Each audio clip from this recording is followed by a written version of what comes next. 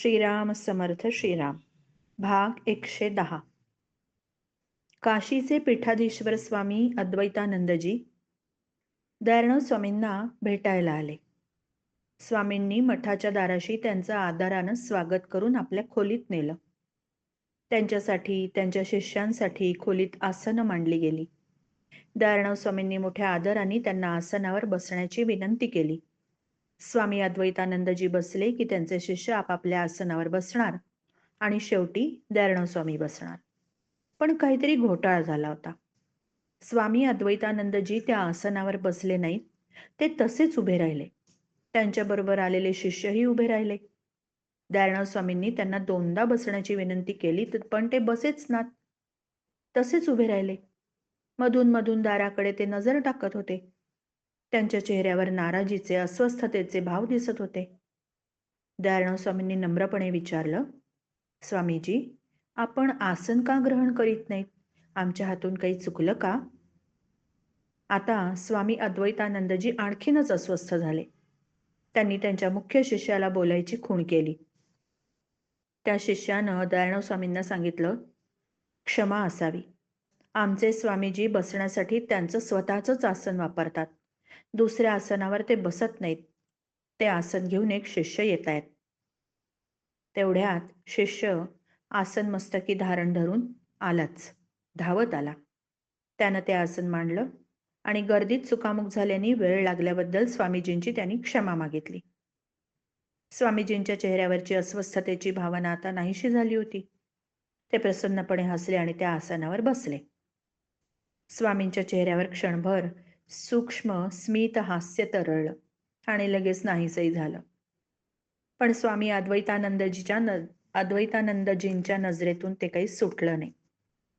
उत्तम श्लोकांनी स्वतः केळीच्या पानावर फराळाचे पदार्थ वाढले आणि फुलपात्रांमधून गरम दूध सर्वांपुढे ठेवलं. दयाळू स्वामींनी मोठ्या आदराने दोन्ही हात जोडून स्वामीजींना भिक्षा स्वीकारण्याची विनंती केली. फराळ झाला, थोडं बोलणं झालं. स्वामीजींना दुसऱ्या मठात जायचं होतं, म्हणून त्यांनी बोलणं आवर्त घेतलं आणि आता ते उठले. उठताना त्यांनी शिष्याला खूण केली. त्याबरोबर त्या शिष्याने आसन नीट गुंडाळून पुन्हा मस्तकी धारण केलं आणि तो लगेच पुढे निघाला. प्रमुख शिष्याने त्याला आसन घेऊन वेळेवर मठात पोहोचण्याची हळूच सूचना केली. ते पाहून दयाळू स्वामींच्या चेहऱ्यावर पुन्हा एकदा एक सूक्ष्म स्मित हास्याची लकीर तरळली आणि लगेच नाहीशी झाली. तेही यावेळी स्वामीजींच्या नजरेतून सुटलं नाही. त्यांनी आपल्या सर्व शिष्यांना पुढे जाण्याची खूण केली. सर्व शिष्य खोलीच्या बाहेर पडताच स्वामी अद्वैतानंदजी दयाळू स्वामींना हळूवार शब्दात म्हणाले, आपणाशी एकांतात बोलायची इच्छा होती, म्हणून सर्व शिष्यांना पुढे पाठवलं. स्वामींच्या लक्षात आलं. त्यांनीही उत्तम श्लोकांना खूण केली आणि त्याबरोबर खोलीतले सर्वजण बाहेर गेले. आता खोलीमध्ये स्वामीजी आणि दयाळू स्वामी दोघेच उरले. स्वामी अद्वैतानंदजी हळूवार स्वरात म्हणाले, मनात एक कुतूहल आहे, त्याचा उलगडा आपण करावा अशी विनंती आहे. आम्ही आसनावर बसलो त्यावेळी आपल्या चेहऱ्यावर सूक्ष्म स्मित हास्य तरळलं होतं. निरोप घेण्यासाठी आसनावरून उठलो तेव्हाही पुन्हा तेच स्मित हास्य आपल्या मुखावर तरळलं. आपण मोकळेपणाने सांगावं, त्याचं कारण काय? स्वामी काहीच बोलले नाही.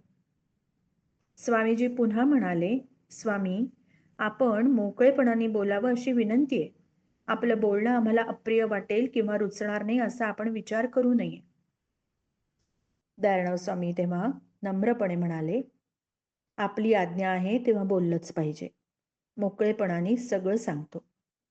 स्वामीजींनी संन्यास घेतल्यापासून आजपर्यंत 25 वर्ष होऊन गेली असं ऐकलं होतं.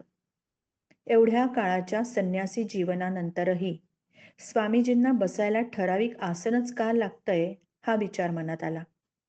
हा त्या आसनाचा मोह आहे का, की काही दुसरं कारण, अशीही शंका मनात आली. शिवाय वाटलं, हे आसन वेगळं, ते आसन वेगळं, हा भेद का? स्वामीजींच्या मनातली अभेद बुद्धी अद्याप पूर्णतेला गेली नाही का? आपल्या आज्ञेप्रमाणे मनातील शंका मोकळेपणाने मांडलीये. आपल्याला राग तर नाही ना आला? स्वामीजी अंतर्मुख झाले. क्षणभर विचार करून म्हणाले, स्वामी, हे सगळं आमच्या लक्षात आपण आणून दिलं हे फार बरं झालं. आम्ही याची कारणं शोधून काढू आणि ती दूर करण्याचाही प्रयत्न करू. स्वामीजींच्या मनातलं मळप दूर झालं होतं. त्यांनी मोठ्या आदराने, प्रेमाने दयाळराव स्वामींना हात जोडून नमस्कार केला आणि ते जायला दरवाजाकडे वळले. स्वामीजींनी दाराच्या दिशेने 2 पावलं पुढे टाकली आणि अचानकपणे ते पुन्हा मागे वळले. दयाळराव स्वामींच्या समोर आले. त्यांनी अनपेक्षितपणे एकदम दयाळराव स्वामींना साष्टांग नमस्कार घातला. दयाळराव स्वामी विस्मयचकित झाले आणि विलक्षण संकोचले सुद्धा. हे काय स्वामीजी? अधिकारानं, वयानं, ज्ञानानं, मानानं सर्व बाबतीत आपण ज्येष्ठ आहात. आपण मला असा नमस्कार करणं शास्त्रात बसत नाही. नको नको.